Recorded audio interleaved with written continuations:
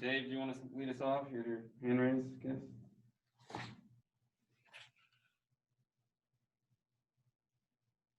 You are muted. I know. I got it. Cuonzo, how is the staff? Do you kind of go through the next few weeks with everything sort of could be up in the air from week to week with if an opponent can play or not, or just how the schedule could work out? I think if there's anything helpful about this situation, we've had injuries in the past, so making necessary adjustments has been a part of what we do. It's just the unknown of having guys that'll be healthy or playing teams where the games might be canceled. I think the biggest thing for us, what we try to do is try to maintain as much focus and concentration in practice to also do the stuff we need to get done in practice and not get so consumed with the next game, because it's hard to schedule out and say, okay, normally you say on the 25th we play this team, on the 13th we play this team. Well, it's one practice at a time, and if a game presents itself, let's prepare for that game. I think the biggest thing is just really making sure our guys maintain focus and concentration. Mitch. Cuonzo, we've seen, a lot of already kind of some issues with these multi-team events, including, I believe, Oregon, who you all were scheduled to play in Connecticut, or talking about playing in Connecticut, dropping out. Has there been any more discussions on your all's end about whether or not you all will play that event? It's still in the air right now on whether we'll play that event, play Oregon, or not play at all. So as we speak, it is going on. Because we've probably been presented with 6 different teams in the last week as far as playing out in Connecticut. I'm hopeful that we can get some here done, but I know we play Oral Roberts tomorrow. That's all I do know, unless something crazy happens. But yes, but that's still up in the air. Eric. Cuonzo, as things are up in the air like that, does preparation, the schedule of preparing your team kind of change when you don't know if it's Boston College, Oregon, or any other school? That part is hard, especially if you don't have enough turnaround to prepare, because the preparation is not so much as playing the actual game, but the scouting of your opposing team, but also mentally preparing your guys of who you're playing against. I mean, that has a lot to do with it as well. Not to say they can't go out and play the game, but you're also trying to win the game and put forth your best effort in playing that game.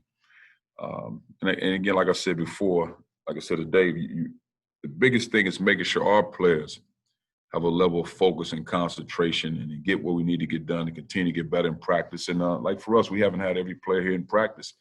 So it just you want to make sure that you have everybody clicking on all cylinders, and let's continue to be a work in progress.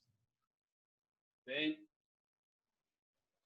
Coach, the stockpile of guards that you have, and they've all got a ton of experience. I mean, is there an ideal situation or scenario in which you see all these guys, especially Drew and X, how they play together and how they help each other? Oh, I certainly think you'll see those guys on the floor. Now, we don't have a script as far as in the plan of say, okay, at this particular time. I think a lot of time is what the game presents, but we haven't had all 3 of those guys rarely in practice unless it's a 4-on-4 breakdown, but rarely have we had all 3 of them together in the game, practice setting, just because you need them to iron sharp as iron to go against each other in some areas. But there have probably been situations, yes. Andrew. Hey, Coach, how has your team handled the pandemic so far? Have you guys had to stop and start any preseason practices? And I know Mark Smith told us that you guys are all negative right now. Just wanted to confirm if that's the case. That's what Mark said. But I think, I think our guys are doing a good job of handling them. It's what it is. I mean, you can only control what you can control. So they've done a good job with that. They've done a good job of maintaining focus. They also understand what we do. We play basketball, but dealing with the COVID virus is a part of life. So we have to deal with that as well. And just taking the necessary precautions every day, just doing the right things, being aware of who you're around, respecting not only your teammates to the staff, but also your roommates. We talk about those things quite a bit because they'll make decisions. We just hope that they make sound decisions when they're not in our presence. Colin. Hey, Coach. Hope you're doing well. Just with so much uncertainty with the pandemic happening, did that change the goals you guys set for this season as a team? No, we want to win. We want to be successful. So that part doesn't change. I mean, normally you play 31 games. Now we were scheduled to play 27. It could be 25. So that part, you're hopeful that you can play 18 conference games. We're just trying to prepare, again, whatever that next game is, let's be as good as we can be as a team. Individual, let me improve my skill. Let me do the things that I need to improve upon and not get ourselves out there. We start thinking about conference play because, again, there's so many unknowns. Mark said one of those goals was to win the SEC. I'm guessing that's something that's been on your board since you got here. Oh, no question. That'll be a great one. And it's a lot of work to get done to do that. And I think we have the hearts, the competitive spirit to try to get that done. Jack.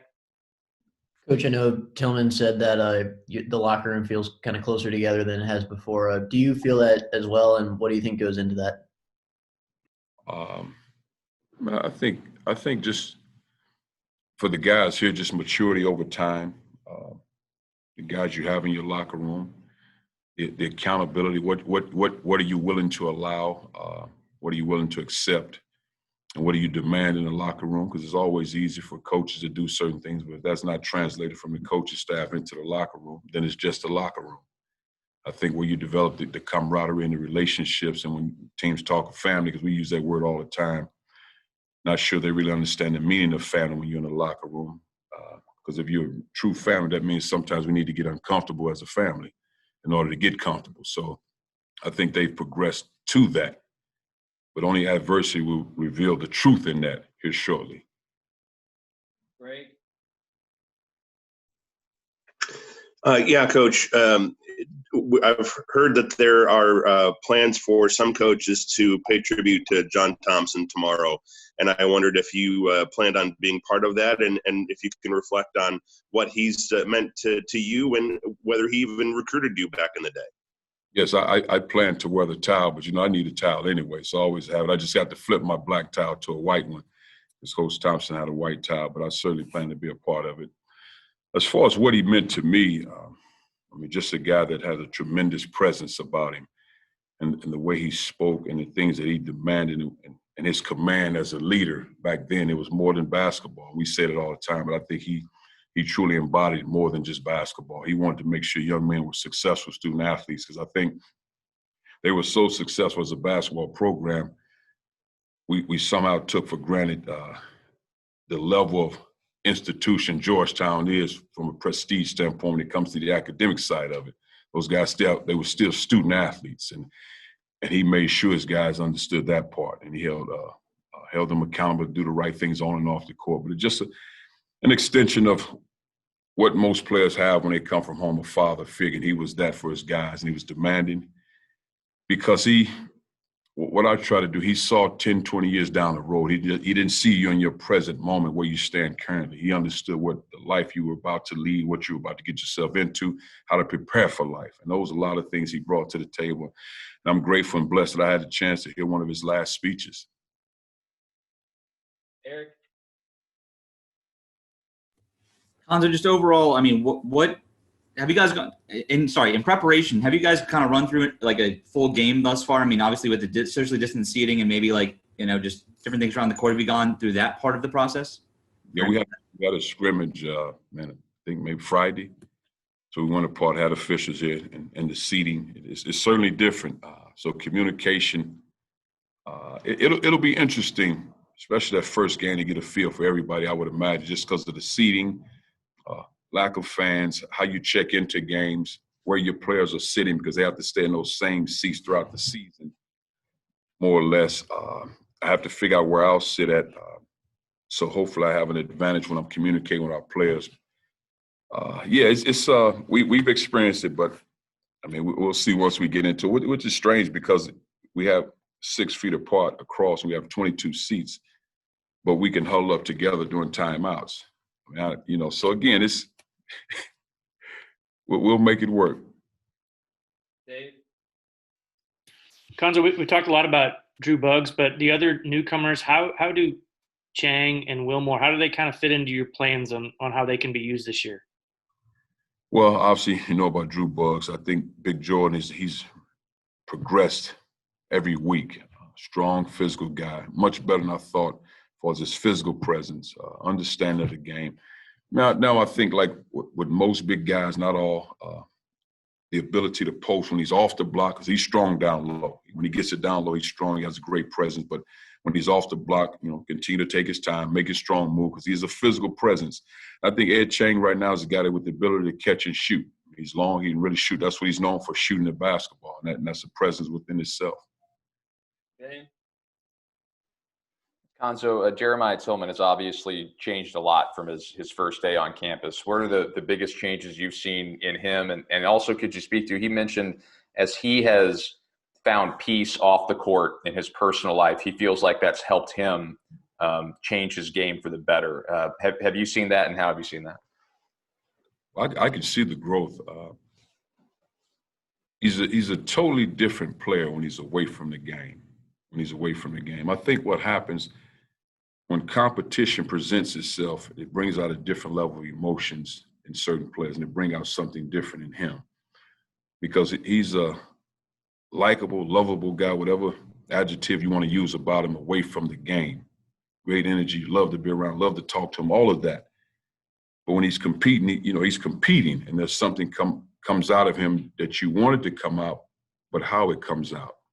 That's the thing. And we will see once we start here, because he's been great in practices, scoring the ball, leading, communicating, all those things you expect, especially from a senior. He's done all of that. And I've always said with him is just whenever perceived adversity hits, how does he deal with it? And here we are again. Sweetie. Cuonzo, I remember last year you kind of went up the bat for Drew Smith in terms of being all SEC. Now that he's been picked second team by coaches and media, I'm just curious, what does he kind of bring to your team that maybe fits so well in terms of just his game, and he can do a little bit of everything? Well, he's a good basketball player. He's a guy that enjoys playing on both sides of the basketball, whether, first or second team. I think when you're talking pound for pound production of a guy, I think he's as good as any guard in our league. I think oftentimes, and I'm not a guy that votes and do all those rankings, I think oftentimes we do these things. We vote based on, okay, does this guy have a chance to be in the NBA? It seems like we look at it that way, as opposed to this is college sports. He's good for the college game. And I think if we did a better job of evaluating, I think he'd be a first-team guy because of what he brings to the table. And he's on both sides of the basketball. And he has good energy, good passion, good enthusiasm. He's a student of the game. He competes. He plays hard. And that's what I like about him. But again, he's a guy that can go out there and have 10 points. He got 15, got 20. But his impact is, getting steals, guarding other team's best guy, getting a big rebound, getting an assist. That's his game. His game is not a gauge, okay, he had 25 points. Okay, they're great, but what else did he do? Because he brings other things in. And what we say, we talk about all the time, we like for guys to get money in practice. It might not check into the bank, but your teammates know about it. Where you set a great screen, where you got a good assist, all those little things. And he's one of those guys that bring that to the table. He might set the screen. He might make the hard cut where somebody else got the shot.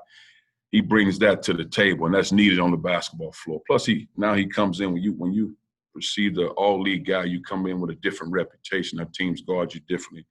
There's a different level of respect, and for him, it's just embracing whatever that is.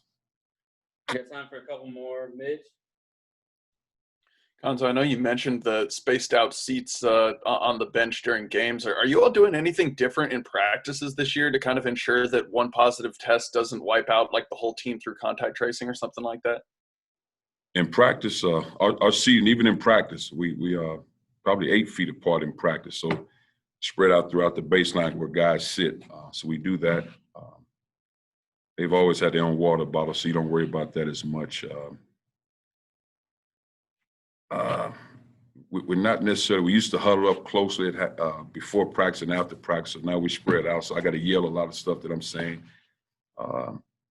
We just, as much precaution as possible, whatever it is, but I wouldn't necessarily say it's unique because we're always a team that's together holding hands, high-fiving on us, so you got to stay away from those things, and that's an adjustment. We've gotten better now, but earlier that was tough for our guys because of certain things that we teach, but I think, then you have, Coach Nicodemus and PB who are training those guys on top of everything as well, so they make sure we're doing what we need to do also.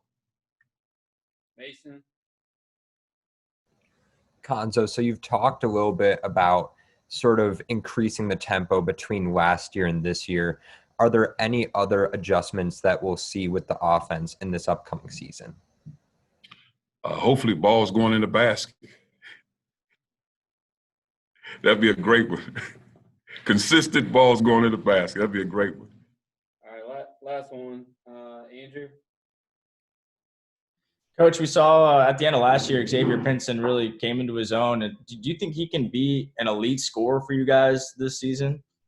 I think so. I think he has it, but I think it has to be more than scoring for him. I think he has to continue to improve the ability to get assists because he's so fast. I mean, he's really played fast. He's embraced that part, and he's tough to guard in practice because he's so fast. Now it's the other parts because he has, strange. He came in with the mentality pass. Now he has the mentality to score, which is not bad because he can score the ball, but it has to be a combination. He's at his best when he's doing both. All right, thank you, guys. Thank you, guys.